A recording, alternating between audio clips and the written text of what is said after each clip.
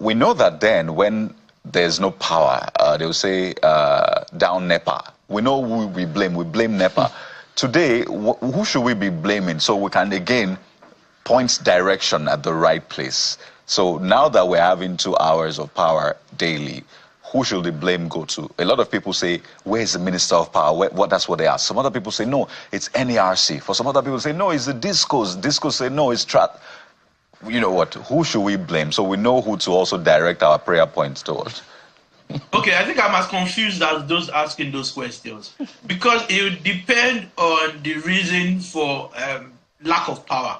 Is it a grid collapse? If it's a grid collapse, then you'll be looking at the Transmission Company of Nigeria to an extent, because you do not even know the facts. If it's your disco just messing around with your transformer and your metering arrangement and poor infrastructure, then it's the disco, and maybe partly NERC, because NERC does have a role to whip people in shape, right? So I think to a very limited extent, the GENCOs, I do not think our problem in Nigeria is generation. I think the problem will be around historically, and that's improving, around policy, around enforcing regulations, and around transmission and distribution. If you have strong distribution, strong transmission, the country will be filled with generation plants. And you remember a few years ago in Europe, they had more generation than they required, and they had to start looking for how to export power and to bring some of those generation plants to Africa and elsewhere. So I think it depends on the fact, and we don't know what those facts are. So ultimately, people will blame government,